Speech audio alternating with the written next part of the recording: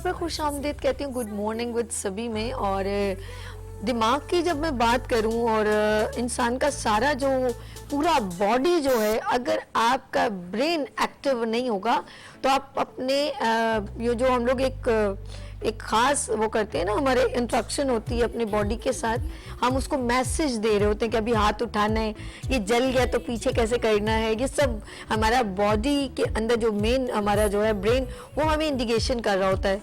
अक्सर आपने देखा होगा रोड पार करते हुए हमें वो बता रहा होता है कि रोड पार करना है कि नहीं। लेकिन अगर जिसका ब्रेन काम नहीं करो, जैसे कोई ऐसा पर्सन हो जिसका दिमाग काम नहीं करता हो, तो वो परवाह नहीं करेगा कि मैंने रोड पार करना है, कोई मुझे मार रहा है नहीं।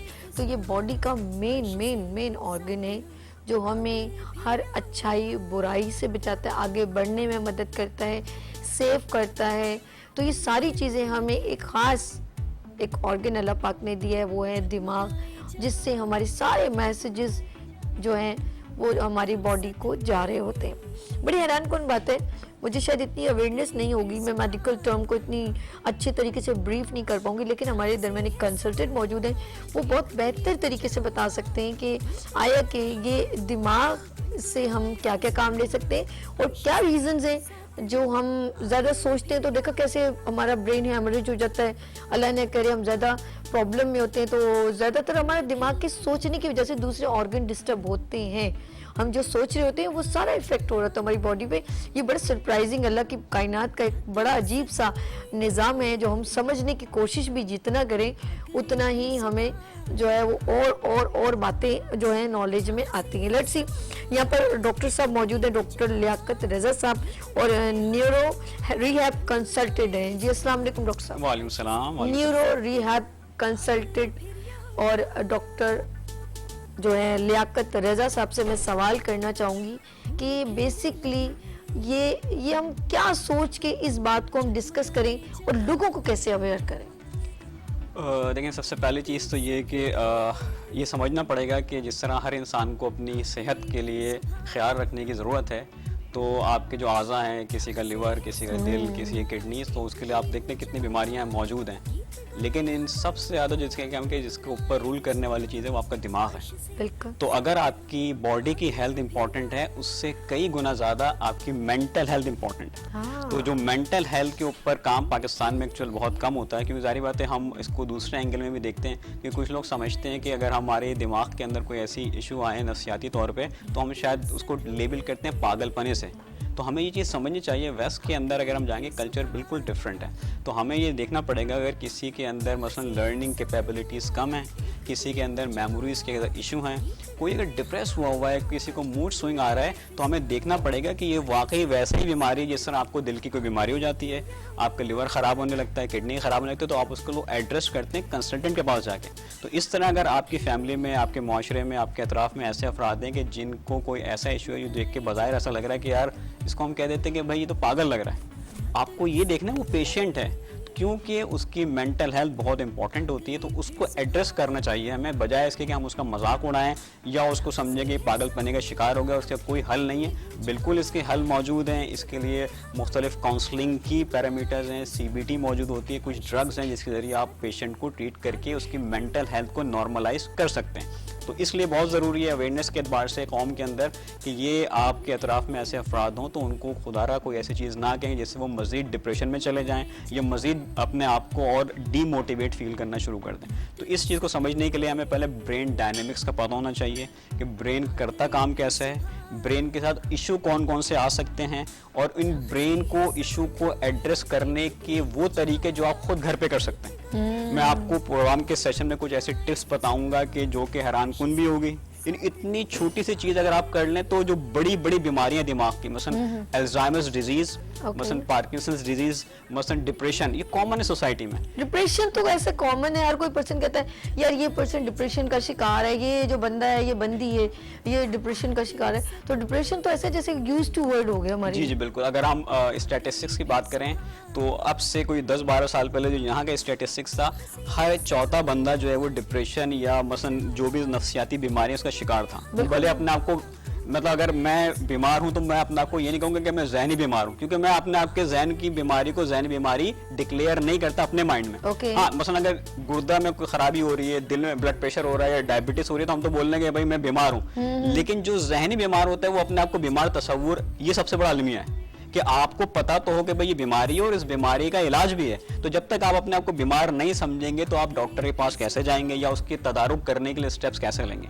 तो ये पहला स्टेप अवेयरनेस के लिए सबसे इंपॉर्टेंट चीज़ ये है कि समझे कि ये दिमागी अमराज हैं, इनको एड्रेस करना है। अगर आप एड्रेस नहीं करेंगे तो इसकी मसलन मिसाल दूं आपको कि अल्जाइमर्स डिजीज की अर्ली स्टेज के अंदर आपको मेमोरी इश्यूज आते हैं। ठीक है, मतलब मैं चीज यहाँ रखी भूल गया, चले मसला नहीं, मतलब हम समझ रहे मसला नहीं, लेकिन ये प्री इंडिकेटर्स हैं। फॉर एग्जांपल ये स्टडी बताती है कि अगर आपको 40s या लेट 30s में चीजों को भूलने की बीमारी हो रही है, that is an indication you will develop a severe form of Alzheimer's disease. अच्छा, सीवियर फॉर्म क्या है? सीवियर फॉर्म के अंदर मतलब मैं आसान लफ्जों में ताकि ऑडियंस समझ सके कि आप अगर वॉशरूम गए हैं तो वॉशरूम से आने के बाद आप कपड़ा पहनना भूल जाएंगे।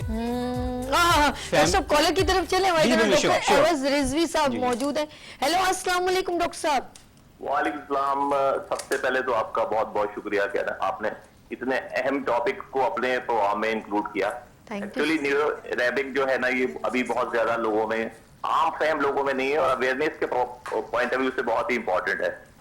सिर्फ अपना जो सवाल मेरा ये है कि ये सारे जो इसके बेनिफिट हैं, क्या ये अपनी जो ड्रग थेरापी है उसको ये रिप्लेस कर देंगे? क्या इतने इफेक्टिव हैं?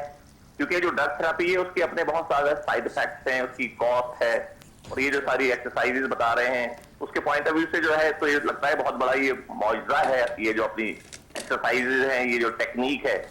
तो इस सवाल से बस ये बात पूछना था डॉक्टर साहब से कि ये जो अपना जो न्यूरोरेबिक जो है ना, क्या ये रिप्लेस कर देगी ड्रग थेरेपी को? ओके, हम बिल्कुल पूछते हैं जी। Thank you so much for calling जी। डॉक्टर साहब ने पूछा जी, सवाल कर दिया, अब जवाब जी। बहुत ही यानी मेरे ख्याल से बहुत ही इंटरेस्टिंग सवाल भी है और बहुत इंपॉर्टेंट सवाल भी है कि आया ये जो हम जिस टेक्निक की अभी बात करने जा रहे हैं न्यूरो एरोबिक्स, तो मैं थोड़ा सा एक्सप्लेन भी कर देता हूँ न्यूरो एरोबिक्स क्या है। तो न्यूरो एरोबिक्स को एक्सप्लेन करने से पहले हमें एरोबिक्स को समझना पड़ेगा। जब एरोबिक्स क्लियर हो जाएगा, चूंकि वेस्ट में तो आप ये कॉमन है, वहाँ पर स्कूल्स के अंदर भी, कॉलेज के अंदर बाकायदा क्लासेस होती हैं, इसके सेंटर्स मौजूद, जिस तरह यहाँ जिम होते हैं, बाहर वहाँ पर एरोबिक्स के भी जिम मौजूद हैं। तो यहाँ पर सिर्फ चंद एलीट क्लास के अफराद जो हैं एरोबिक्स से वाकिफ हैं, क्योंकि उनके यहाँ जिम्स के अंदर चीज़ें सिखाई जाती हैं, या कुछ बहुत लिमिटेड स्कूल में पाकिस्तानी कराची या इस्लामाबाद के अंदर कि जहाँ पर एरोबिक्स के ट्रेनिंग सेशंस होते हैं। एरोबिक्स क्या चीज़ है? एरोबिक्स का दूसरा लफ्ज़ कार्डियो। कार्डियो हम बोलते हैं मेडिकल टर्म में हार्ट को, यानी अपने दिल को।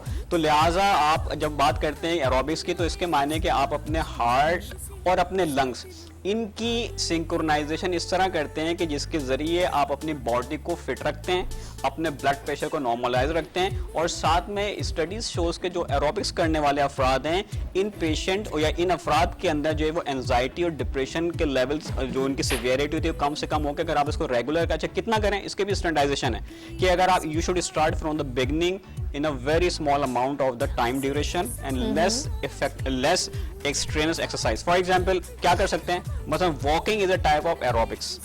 जॉगिंग इज, अच्छा ये मैं इसलिए एक्सप्लेन कर रहा हूँ कि आपको डिफरेंशिएट रहे कि yoga is not an aerobics. Okay, क्योंकि हम एरोबिक्स मींस कि जिसमें आपकी ऑक्सीजन और एनर्जी इन्वॉल्व हो। व्हेन यू से योगा, आप क्या करते हैं? कंसंट्रेशन को मरकूज करके अपनी बॉडी के अंदर एनर्जी लेवल्स को बिल्कुल मिनिमल पे ले आते हैं। तो आपने एरोबिक्स के अंदर अपना हार्ट, ब्लड प्रेशर, आपने अपनी जो है वो लंग कैपेबिलिटीज को सिंक्रोनाइज करना है। तो इसलिए yoga is not an aerobic. Weight lifting is not an aerobics, ठीक है, वो एक्सरसाइज अलग। तो इसलिए डिफरेंशिएशन लेकिन इनके मैकेनिज्म, मोडालिटीज बिल्कुल डिफरेंट हैं। तो लिहाजा एरोबिक्स के अंदर आप क्या करते हैं? अपने हार्ट और लंग्स को सिंक्रोनाइज करते हैं ताकि आप अपने एनर्जी लेवल्स को इस तरह रखें कि वो नॉर्मल लेवल पे आ जाएं, जिसकी वजह से आप डिप्रेशन को कट डाउन करें, जिसकी वजह से एंजाइटी को कट डाउन करें, जिसकी वजह से आप अपनी कैपेबिलिटीज को नॉर्मलाइज कर सकें ब्लड प्रेशर रिलेटेड चीज़ों को। क्योंकि बहुत सारी बीमारियां आपके ब्लड प्रेशर रिलेटेड हैं। तो अगर आप ब्लड प्रेशर कंट्रोल कर लेते हैं, तो जैसे आपने बीच में भी स्टार्ट में हेमरेज की बात की, तो हेमरेज बेसिकली किस वजह से कि जब आपकी रगों के अंदर खून का दौरान ब्लड प्रेशर का लेवल इतना हाई हो जाए तो रग फट जाती है क्योंकि प्रेशर बर्दाश्त नहीं करता। That is called an haemorrhage. तो ये बेसिकली किस वजह से ब्लड प्रेशर को अगर आप नॉर्मलाइज नहीं करते, तो ये हम अक्सर कहते हैं ब्रेन हेमरेज हो गया जी। तो ब्रेन हेमरेज बेसिकली दिमाग की रगों का फट जाना। फटना क्यों है? उसके मल्टीपल रीजन है, लेकिन एक रीजन ये है कि उसके अंदर अगर जिसका ब्लड प्रेशर बहुत ज्यादा शूट कर जाता है, तो ये जो आपकी जो ब्लड वेसल्स होते हैं प्लास्टिक हैं, ठीक है। तो थोड़ा सा ये अच्छा, ये बहुत अच्छे है, आपने भी कहा कि ब्लड प्रेशर जो है बढ़ जाता है या किसी का डाउन हो जाता है, कुछ भी रीजन, लेकिन रीजन एक ही है कि दिमाग पे किसी तरह का भी प्रेशर, ऑफ कोर्स जो हमारी एनवायरनमेंट में जो कुछ हो रहा है फील कर रहे हैं हम, सोच तो दिमाग से आ रही ना, ऑर्गन तो काम कर रहे हैं, उनका काम तो जैसे ब्लड का बेसिकली हम कहते हैं हार्ट ब्रेक हो गया, हार्ट कुछ नहीं ब्रेक होता, वो तो खून साफ करने का एक बल्कि सप्लायर है मेरे ख्याल में, वो दिल जो है सप्लायर है, वो डिफरेंट जगहों पे खून प्रोवाइड कर रहा है, वो ना ब्रेक कर रहा है ना खून साफ कर रहा है, उसका कोई काम नहीं है, वो सिर्फ सप्लायर है। लेकिन बेसिकली हम अपने दिमाग से जो सोचते हैं, जो फील करते हैं, वो फील यहाँ नहीं है, बेसिकली फील ये है, हम यहाँ से अच्छा महसूस करते हैं, बुरा महसूस करते हैं, नहीं जाना जाना है, इसने मुझे बुरा कहा है, सोच, ये जो प्रेशर जब हम लोग यहाँ पर ओवरफ्लो करते हैं, वो सारे जाके ऑर्गन को हिट करता है। और अक्सर हमने कहा कि हमारे स्टमक खाते हुए हम ये नहीं सोचे, ऐसे बोलते हैं ना, उसके ऊपर हमें हमारे स्टमक पर प्रेशर पड़ता है, तो वो खाना हमारे फूड लगता नहीं है, तो वो बेसिकली सोच ही है। इसीलिए कहते हैं कॉन्सेंट्रेट और फूड, आप इधर इधर दिमाग ना लगाएं। तो मैं कहती हूँ पूरे बॉडी को जो अटैक कर रहा है या सेव कर रहा है, दिस इज माइंड। और अक्सर लोगों को मैंने खुद से बातें करते देखा है, जो बेचारे ज़हनी लोग जो इनको टॉर्चर करते, जिनको कमेंट्स करते, जिनको टोके मारते, वो बार बार उन बातों को सोचते हैं, वो आपस में बातें खुद ही कर रहे होते हैं, और ऐसे उनको हम लोग कहते हैं यार ये पागल होगी, इसको निफ्स से आती, डॉक्टर के पास लेकर। बेसिकली उसको एनवायरनमेंट जो डिस्टर्ब कर रही है ना, ये रीज़न है। उनका दिल, हम कहते हैं दिल दुखाना नहीं है, उनके दिमाग को हम जो हिट करते हैं ना, हमको पता है यार इसका मैंने दिमाग को मतलब हिट करना है, और ये वो रीजंस हैं जो उसके दिमाग को सिग्नल देते हैं, फिर वो तमाम बॉडी पर इफेक्ट होता है, रिएक्शन। बिल्कुल, आपने, आप you are not a medical doctor, लेकिन आपने जो एक्सप्लेन किया बिल्कुल 100% ऐसा ही है, बिल्कुल ऐसे ही होता है। तो उसमें जो है वो एरोबिक्स का क्लियर होना चाहिए कि बेसिकली हार्ट, जब हम न्यूरो एरोबिक्स की बात करते हैं, बिल्कुल नई टर्म है, इसको लॉरेंस कैट्स और बेसिकली मैनिंग रूबिन ने इंट्रोड्यूस किया था, और इन्होंने पूरा इसमें जो अभी एक 2000 के अंदर पूरी एक बुक भी लिखी थी, उसके तहत उन्होंने बताया कि यानी न्यूरो एरोबिक्स है क्या। ये वो नया टूल है कि जिसके जरिए आप अपने न्यूरॉन्स यानी ब्रेन को एक्सरसाइज करवाएं कि वो हेल्दी स्टेट में रहें, क्योंकि जैसे हर चीज़ एजिंग का शिकार होती है, तो जब आपका दिमाग, अब आपकी एज बढ़ती रहती है, तो साथ साथ आप एजिंग की तरफ जाते हैं। तो जब एजिंग होती है, इस तरह घर है, जारी बात है, इसकी भी एक लाइफ है, टूट फूट का शिकार हुआ, इस तरह आपके खलियात दिमाग के भी टूट फूट का शिकार होते हैं, जिसकी वजह से आपके फंक्शन मुतासिर होते हैं, आपकी मेमोरी मुतासिर होती है। तो न्यूरो एरोबिक्स की ब्यूटी ये है कि अगर आप चंद नॉर्मल एक्सरसाइज कर लें, तो मैं भी आपको बताऊंगा, आप हैरान रह जाएंगे। क्या करें, यानी आसान लफ्जों के अंदर न्यूरो एरोबिक्स समझाने के लिए अगर हम साइंटिफिक टर्म इस्तेमाल ना भी करें, कि रूटीन से हट के उसके अगेंस्ट जो आपने लाइफ के रूटीन सेट किए हैं, उसके बिल्कुल अपोजिट काम करना। फॉर एग्जांपल, घड़ी पहनी हुई है अगर आपने राइट हैंड में, तो लेफ्ट हैंड में पहनना शुरू कर दें। आप अगर मिरर देखते हैं, तो आप घड़ी देखनी है आपने, वॉल क्लॉक को डायरेक्ट ना देखें, बल्कि क्या करें, आप आपको मिरर में देखें। आप ब्रश करते हैं, सुबह उठ के डेली करते हैं, राइट हैंड से करते हैं, तो आप लेफ्ट हैंड से स्टार्ट कर दें। यानी ये वो चीजें हैं कि आप अगर ड्रेस तब्दील करते हैं, तो आप कोशिश करके देख लें, आप you will feel the difference. अच्छा, ये वो आपने वो टेक्निक बताई है जो मुझे बहुत से लोगों से ये होती है, और मैं खुद भी इस चीज़ को अप्लाई करती हूँ। अगर मैं किसी डिस्टर्बेंस में होती हूँ, तो मैं कहती हूँ मुझे जो अच्छा लग रहा है वो मैं कर लूँ। जैसे मैं डिस्टर्ब किसी बात से हूँ, तो बेहतर है यार कोई मूवी देख ली जाए। जब तक हम अपने दिमाग को डाइवर्ट नहीं करते ना, तो हमारा फोकस बार बार उसी बात पे जा रहा होता है, जिस जो हमको पिंच कर रही है, डिस्टर्ब कर रही है, या वो हमारी बात एक्सेप्टेबल नहीं हो रही ना, तो उसके लिए चेंज बहुत जरूरी है। अच्छा, जो चेंज ऑफ माइंड की बात की आपने, ये बिल्कुल एक्यूट, यानी जैसे हम एक्यूट बोलते हैं कि आप एक सिनेरियो में अभी उस सिनेरियो को आपने डाइवर्ट करना है, लेकिन हमारे दिमाग से वो चीज हट जाए, तो आप इसके सर्किट बने हुए, तो सर्किट को आपने रिप्लेस करना है। तो हम बात कर रहे हैं रूटीन की, तो रूटीन यानी आप एजिंग से अगर बचना चाह रहे हैं, आप फॉरएवर यंग रहना चाहते हैं। जी जी, इट्स अ डिफरेंट। डॉक्टर साहब तुसी कितने ग्रेट हो। जी जी, आ जाओ जी डॉक्टर साहब, आप बहुत अच्छे लग रहे हैं डॉक्टर साहब। ये आपको मैं बता, यानी ये पूरी तो प्रूवन स्टडीज हैं, जिसको हम कहते हैं रिस्ट्रिक्टेड कैलोरी डाइट। में आपने अभी काम की बात की, जाते वक्त ये अच्छी बात की। अच्छा, ये जो है वो एक बिल्कुल सेपरेट टॉपिक है, इस पर हम पूरा सेशन कर सकते हैं कि हाउ टू प्रिवेंट एजिंग। रहने का सरप्राइज बताइए। सदाबहार रहने के, अगर हम देखें साइंटिफिक, देखें सबसे पहली चीज जो है वो आपकी मेंटल पीस है, वन। दूसरी चीज है कि आप, यानी आप स्ट्रेस फ्री लाइफ की प्रैक्टिस करें, जो कि बहुत डिफिकल्ट है। उसकी भी टिप्स हैं, जैसे हम रिलैक्सेशन टेक्निक्स हैं या न्यूरो फीडबैक मैकेनिज्म्स क्या हैं, पूरा एक मतलब एक सिनेरियो है ना, पूरा एक अलग टॉपिक है वो। फिर थर्ड चीज डाइट, आपकी डाइट के अंदर बेसिकली वो चीजें हों, जैसे फॉर एग्जांपल अगर आपकी डाइट में ओमेगा 3 फैटी एसिड्स हैं, तो आप बेसिकली जो है वो अपने दिमाग को यंग रख सकते हैं। दिमाग ओमेगा तो फिश में होती है। जी जी बिल्कुल, फिश में सबसे हाईएस्ट कंटेंट्स का फिश के अंदर होता है। मैंने इंटर प्री मेडिकल में किया और ग्रेजुएशन साइकोलॉजी में किया, तो मुझे जो है ना वो और मैं बेसिकली कुदरती चीजों में ज्यादा इन्वॉल्व होती हूँ, जो मेरा इंटरेस्ट कुदरती है, तो इसीलिए मैं बहुत ज्यादा ना डीपली इन चीजों को वाकिफ हूँ, यानी कि मेरा पैशन है। इसीलिए मैं ये नहीं कह सकती मुझे कोई स्क्रिप्टेड कोई बात तो वो दिल से बात निकलती है, जो मैंने बी प्रैक्टिकल की होती है। अब आपने कहा कि फॉर एग्जांपल आपने कहा कि यंग रहने के कुछ टिप्स आप बता रहे थे, मैं चाह रही हूँ एक बार ऐसे हो कि लोगों को मालूम हो जाए कि वाकई में ऐसी लाइफ के अंदर जो है पॉजिटिव रहने से और इस तरह हम अप्लाई करने से हमारी ज़िंदगी बहुत सहल हो जाएगी। बस एक छोटी सी बात कहूँगी, ये मत कहो खुदा से मेरी मुश्किलें बड़ी हैं, इन मुश्किलों को कह दो मेरा खुदा। माशाल्लाह, क्या कहते हैं? तो ज़िंदगी में अल्लाह पाक ने हर मसले का हल निकाला है। अगर हम लोग अपनी मुश्किल को इतना बड़ा समझ लेते हैं तो हम लोग अपने आप को खुद डिस्ट्रॉय कर रहे हैं। जी जी बिल्कुल। और जब हम खत्म हो गए तो सारी मसले खुद ही खत्म हो जाएंगे, अगर ये समझना शुरू कर दें। No doubt. तो मेरे रब ने सबसे बुरा फेल समझा है खुदकुशी करने जी जी।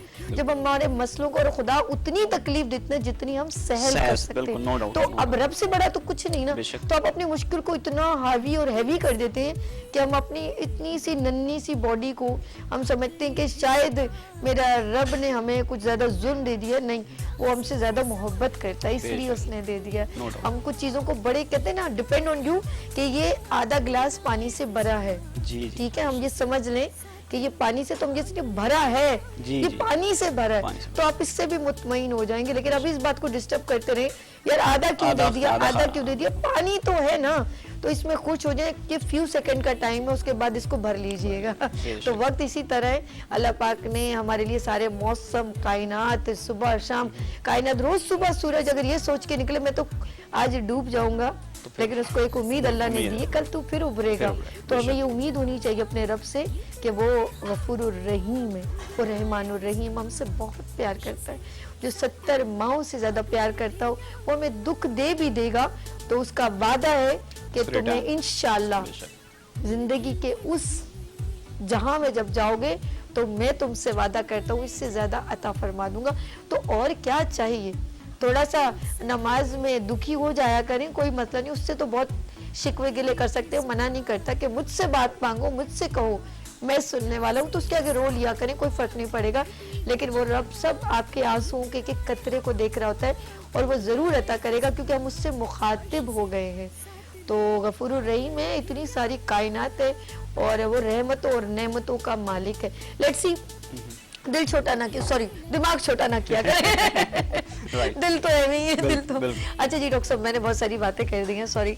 आप क्या कहना चाहेंगे कि हमें अपने आप को एक्टिव रखने के लिए और दरगुजर से काम लेने से, उसमें भी हमारा दीन आता है, गुस्सा ना करें, दरगुजर करें, माफ कर दें, जो माफ करेगा उसके इनामात भी दे दिए, ऐसे जो किसी की बात पे पर्दा रखेगा, ये वो सारी प्रॉब्लम है जो हमें ये जो प्रॉब्लम है ना मेंटली, हसद, जेलसी और दरगुजर ना करना, ये सब चीजें हमारे अंदर जब ये ऑरा हम लोग बनाते हैं ना, तो फिर हम डिस्टर्ब बिल्कुल ऐसे ही सही है। Exactly no doubt. तो मैं इसको इस तरह यानी जैसे थोड़ा सा यानी इस्लामी लिहाज से, यानी अगर आप इस्लाम की ब्यूटी यही है कि उसने जितने भी आपके एट्रीब्यूट बताए हैं और जितने भी गुनाह की फहरिस्त बताई है, अगर आप उसको साइंटिफिक बेसिस पे एनालाइज करेंगे तो इन तमाम के सर्किट होते हैं आपके ब्रेन में।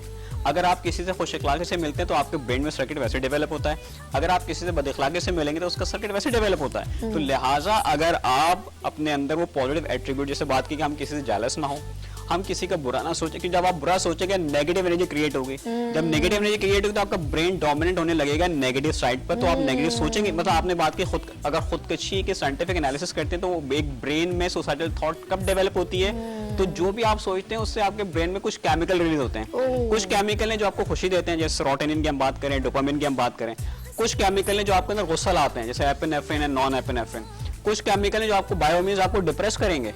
तो आप क्या करें, आप जब जो सोचेंगे वो आपको फौरन एक्शन देगा आपके दिमाग में, आप खुश होंगे, आप गम होंगे, आप डिप्रेस में जाएंगे, आप गुस्सा करेंगे, आप हाइपर हो जाएंगे, ये सब आपके कंट्रोल में। यानी आप जो सर ने सवाल किया था कि ये आया ड्रग को रिप्लेस करेगा, तो ड्रग क्या करती है, ड्रग इन मॉलिक्यूल्स जो ब्रेन में रिलीज होते हैं उन्हीं के लेवल्स को क्या करती है, कोशिश करती है नॉर्मलाइज रखे, ताकि अगर आप किसी को हाइपर एक्टिव अगर स्टेट है तो वो हाइपर एक्टिव स्टेट को मिनिमल करने के लिए, केमिकल को न्यूट्रलाइज करने के लिए दवा जाती है, उसके रिसेप्टर ब्लॉक कर देती है। डिप्रेस है आप तो बायोमेज लेवल कम है तो उसके लेवल को आप करने के लिए आप ड्रग दे देते हैं, सेरोटोनिन रिसेप्टर इनहिबिटर्स हैं ताकि सेरोटोनिन लेवल अप रहे। ये क्या, तो यही काम आप क्या कर सकते हैं अपनी क्योंकि जब आपकी सोच से गुस्सा आ सकता है तो आपकी सोच से खुशी आ सकती है, तो इसी सोच से आप इन चीजों को काउंटर कर सकते हैं। यू डोंट नीड अ पिल। और अगर मैं आपको साइंटिफिक बात बताऊं, ये बिल्कुल अभी रिसेंटली पब्लिश हुआ है कि जितनी भी एंटी कैंसर एसएसआरआईज की कैटेगरी की ड्रग एंड डिप्रेशन की, ये सब यूजलेस है। ये FDA, ये बेकायदा यूएस की स्टडी है कि वो क्लेम कर रहे हैं कि एंटी डिप्रेशन ड्रग की पूरी क्लास इनइफेक्टिव है। तो सर के जवाब की तरफ आते हैं कि बिल्कुल ये जो न्यूरो एरोबिक्स की टेक्निक है, हम ये तो नहीं कह सकते कि 100% रिप्लेस कर देगी, क्योंकि देखें हर ड्रग के साइड इफेक्ट्स हैं, और जितनी भी न्यूरोलैप्टिक्स की बात करें, एंटी डिप्रेशन की बात करें, एंटी एंजाइलेटिक्स ड्रग्स की बात करें, इन तमाम के सीवियर साइड इफेक्ट्स होते हैं, इनके विड्रॉल सिम्टम्स हैं। तो इस टेक्निक का फायदा ये है कि ये सिर्फ इस कंडीशन को ना सिर्फ आपको डिले करेगी, बल्कि अगर आप अर्ली एज में स्टार्ट कर दें 30s वगैरह के अंदर, तो आप इसको जिसे कहते हैं कि उसके स्टार्ट से पहले वो खत्म हो जाएगी। तो आपका कंसंट्रेशन का इशू, यानी तमाम तालिब इल्मों को कंसंट्रेशन का मसला रहता है, जो इबादत गुजारे नमाज में कंसंट्रेशन नहीं आती, तो न्यूरो एरोबिक्स के थ्रू आप कंसंट्रेशन को एड्रेस कर सकते हैं, मेमोरी कॉग्निटिव इफेक्ट्स को आप अपने काउंटर कर सकते हैं, बिहेवियर प्रॉब्लम्स को आप बिहेवियर की आप क्योंकि साइकोलॉजिस्ट आपने स्टडी किया हुआ है, तो आप बिहेवियरल इश्यूज की लॉन्ग सीरीज है, तो जितने बिहेवियरल इश्यूज हैं सोसाइटी के अंदर लोगों के, जैसे अदम बर्दाश्त है आजकल सोसाइटी के अंदर बहुत ज्यादा, तो ये आप घर, जैसे हम आपको जो टूल्स बता रहे हैं, ये आप घर आपको कंसल्टेंट के पास भी इवन जाने की जरूरत नहीं कि आप बड़ी बड़ी एक्सरसाइज करें। जो टूल आप बता रहे हैं छोटे, मतलब आप घड़ी दूसरे हाथ में पहनना शुरू करते हैं, आप ब्रश दूसरे हाथ से शुरू करते हैं। एक कहलाता है कि स्टेप बैकवर्ड, ये चाइना के अंदर तो कॉमन है, आप घर के अंदर जितना भी वॉक कर रहे हैं आप क्या करें, उल्टा चलना शुरू करें। जब आप ये रूटीन अपना लेंगे तो आप देखेंगे आपके ब्रेन की सर्किटरी तब्दील हो रही है। जब ब्रेन सर्किट तब्दील होगा तो ऑटोमेटिक आपका बिहेवियर, अगर आप शॉर्ट टेम्पर थे तो आप कूल टेम्पर होने लगेंगे, अगर आपके अंदर जिसे कहते हैं मुस्तकिल मिजाजी नहीं थे तो आप देखेंगे आपके अंदर डिसीजन मेकिंग पावर बढ़ रही है, आपके अंदर मुस्तकिल मिजाजी आ रही है, क्योंकि ये सारे बिहेवियर के इशूज हैं। जब आपका बिहेवियर नॉर्मल नहीं रहेगा तो उसकी एबनॉर्मलिटी से आपके अंदर बहुत सारे ऐसे इशूज हैं कि जो आपके लाइफ परफॉर्मेंसेस को, आपकी सोशल लाइफ को, आपकी प्रोफेशनल लाइफ को, आपकी एकेडमिक लाइफ को इंटरफेयर करते हैं। तो अगर आप इमोशनली स्ट्रांग हो जाएंगे, आपके इंटेलेक्ट इफेक्ट नहीं हो रहा होगा, क्योंकि ये न्यूरो एरोबिक्स का इफेक्ट जैसे मैंने बात की कि आपके जो है वो इंटेलेक्ट पे भी इंपैक्ट करता है, आपकी मेमोरी पे भी इंपैक्ट करता है, आपके साथ जो है वो मुख्तलिफ जो कॉग्निटिव इश्यूज हैं उसको भी ओवरकम करता है। और सिंपल टेक्निक से, जैसे घर के अंदर या कॉलेज के अंदर अगर आप मौजूद हैं तो आप क्या करें, उल्टा चलना शुरू कर दें। तो जब आप उल्टे वॉकिंग करेंगे इससे आपकी ब्रेन सर्किटरी जो है बिल्कुल तब्दील हो जाएगी और आपके अंदर पॉजिटिव इंपैक्ट्स आना शुरू हो जाएंगे। इसके साथ साथ जो है वो कुछ ऐसी चीज़ें हैं कि जो थोड़ी सी यानी आपको जैसे हम कहते हैं कि under the supervision of consultant करनी है, तो जो कंसल्टेंट लेवल की चीज़ें सारी बात है उसको हम यहाँ बताएंगे तो वो आपके लिए इतनी यूजफुल नहीं होंगी।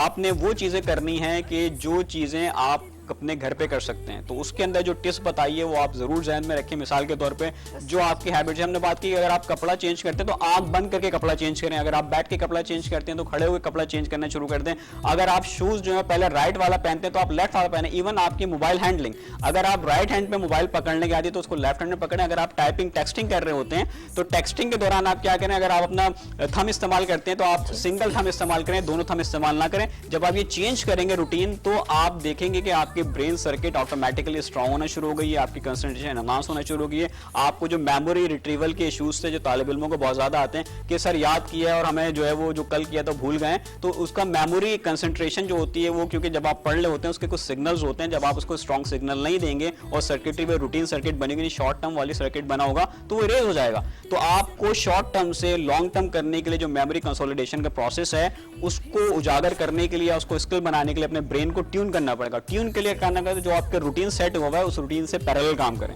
ठीक है। तो जैसे हमने बात की कि आप शूज अगर पहनते हैं पहले राइट में तो आप पहले लेफ्ट में पहने फिर राइट में पहने।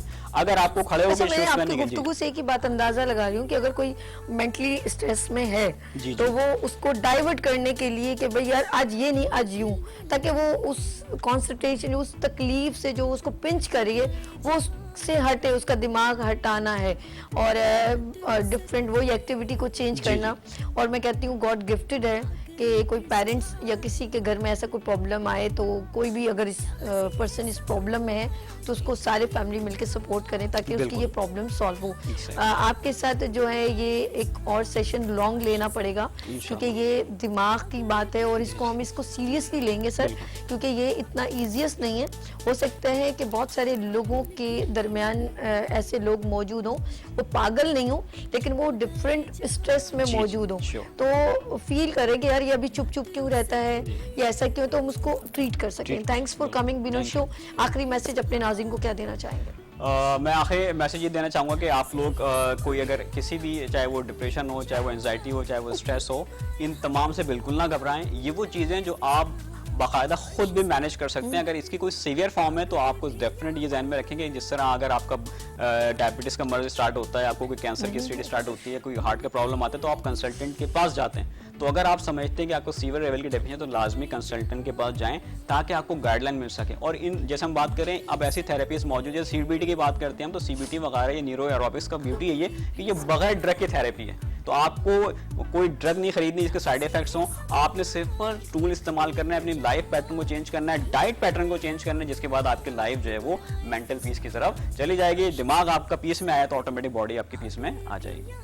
Thank you so much Liyaqat Raza साहब, इंशाल्लाह आपके साथ एक बार फिर session. Thank you so much जी। नाज़रीन, कोशिश की कि हेल्थ सेगमेंट कुछ आज थोड़ा मेंटल हेल्थ के ऊपर बात की जाए, लेकिन अभी इंशाल्लाह ताला डॉक्टर लियाकत रज़ा साहब के साथ एक सेशन और लेंगे।